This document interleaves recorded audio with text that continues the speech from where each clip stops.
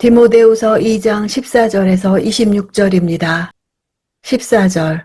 너는 그들에게 이것을 기억하게 하고 말다툼을 하지 말라고 하나님 앞에서 엄히 명령하여라. 그것은 아무 유익이 없고 오히려 듣는 사람들을 해칠 뿐이다. 거짓 교사들의 특징은 헛된 논쟁으로 말다툼을 일으키는 것입니다.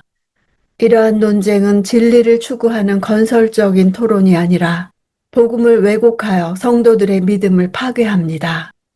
논쟁만 하는 거짓 교사들에게 멈출 것을 명령해야 합니다. 해친다는 것은 뒤집어 엎다라는 뜻으로 믿음의 전복을 의미합니다. 15절. 너는 진리의 말씀을 바로 가르치는 부끄러울 것이 없는 일꾼으로 하나님께 인정받는 사람이 되기를 힘써라. 바로 가르치다는 단어는 똑바로 자른다는 뜻입니다. 진리를 선포하는 데 있어서 목적지를 향해 똑바른 방향으로 길을 내는 것입니다. 여행자들이 자기 목적지로 똑바로 가도록 해준다는 뜻입니다. 또는 밭고랑을 똑바로 경작하는 것이나 석공이 돌을 똑바로 자르는 것, 천을 똑바로 재단하는 것입니다. 거짓 교사들의 왜곡된 진리 전달 방법과 대조되는 태도입니다. 인정받는다는 단어는 시험에 통과한 이란 뜻입니다. 일정한 시험을 거친 후에 진짜라고 인정받고 받아들여진 자를 뜻합니다. 당시 에베소 교회를 혼란 속으로 빠뜨리고 있었던 거짓 교사들이 논쟁을 통해 사람에게 인정받는 것을 원했던 모습과 대조됩니다. 16, 17절. 속된 잡담을 피하여라.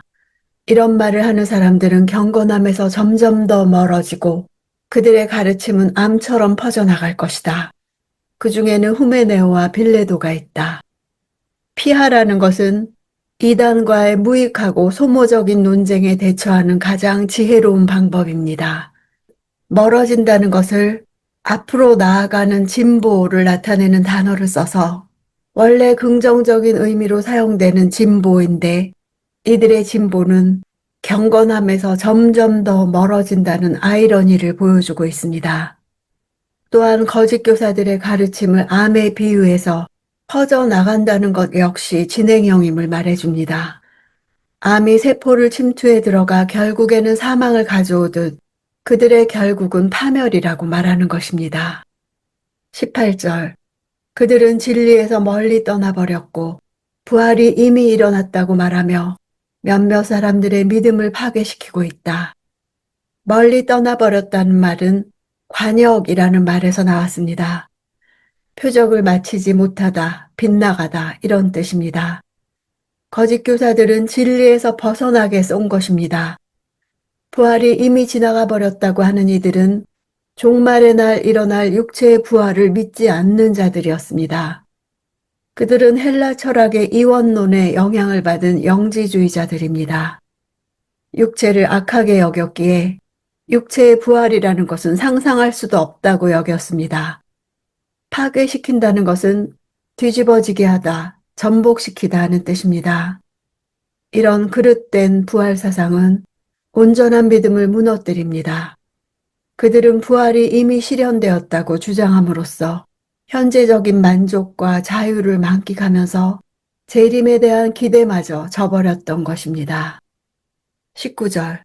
그러나 하나님의 견고한 터는 굳건히 서 있고 거기에는 주께서 자기 백성을 아신다라는 말씀과 주의 이름을 부르는 사람은 누구든지 악에서 떠나라 라는 말씀이 새겨져 있다. 앞절에서 믿음을 파괴하는 이단을 경계한 것과 대조해서 결코 이단들이 교회를 무너뜨리지 못한다는 점을 말합니다. 하나님의 견고한 터는 교회입니다. 새겨져 있다는 것은 건물의 그 목적을 새겨 각인하는 고대 사회의 건축 관습과 관련되어 있습니다.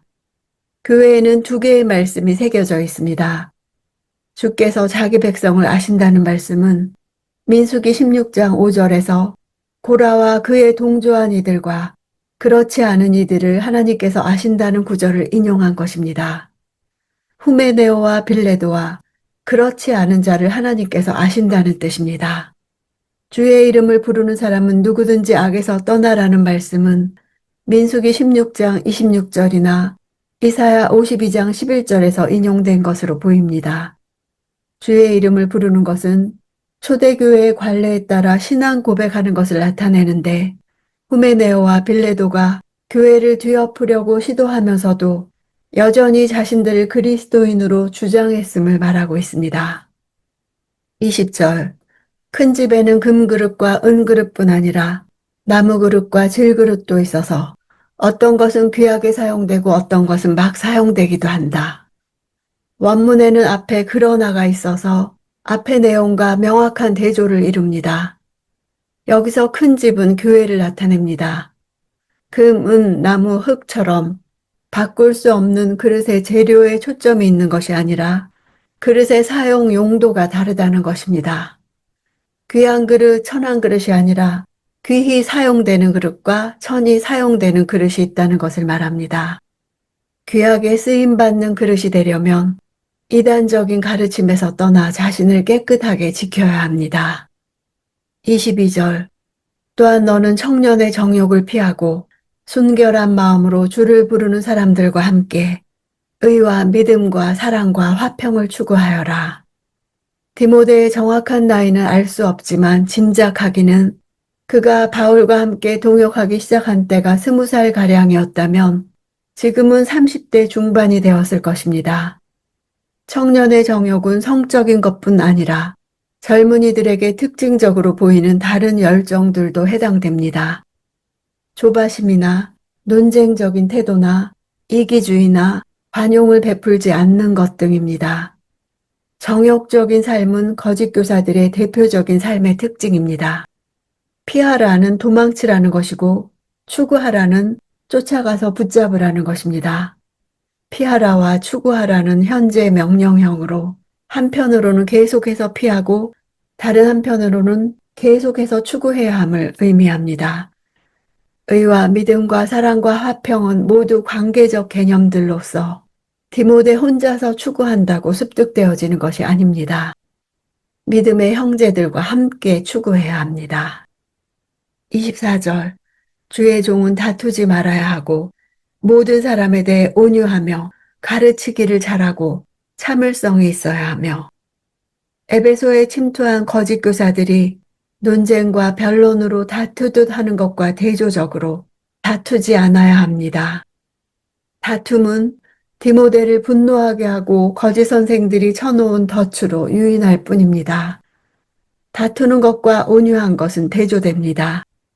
거짓 교사들이 대부분 가르치고 있었기에 올바른 교리로 그들과 대결해야 하므로 가르치기를 잘해야 했습니다. 25절. 반대하는 사람들을 온유함으로 바로잡아 주어야 한다. 이는 하나님께서 그들을 회개시켜 진리를 깨닫도록 하실지도 모른다는 기대 때문이고, 디모데를 반대하는 자들일지라도 대적자들을 대면하는 목표는 치유적이어야 합니다. 그 주체는 하나님이십니다. 하나님은 진리로 전환되는 마음의 변화를 일으키시는 분이십니다. 그러므로 대적자들의 현재 상태가 아니라 회개하는 미래의 결과를 기대하면서 온유함으로 바로잡아 주어야 합니다. 이 시대의 그리스도인들도 진리의 말씀을 바로 배워 진리를 미래 세대에게 전해야 합니다. 바로 가르친다는 것은 길을 똑바로 닦아서 사람들이 그 길에서 벗어나지 않고 그 길을 따르면 목적지까지 갈 수 있게 하는 것입니다. 예수 앞까지 인도하는 똑바른 길을 가르쳐야 합니다. 무엇보다 내가 먼저 그 길을 날마다 걸어야 할 것입니다. 다짐만으로는 충분하지 않습니다. 사람들이 듣기 좋아하는 말 대신에 복음의 진리를 전하고 복음을 조롱하는 세상에서 복음을 부끄러워하지 않으며 그 복음을 위한 고난의 삶을 받아들일 때 주께서 우리를 인정하시고 받으실 것입니다.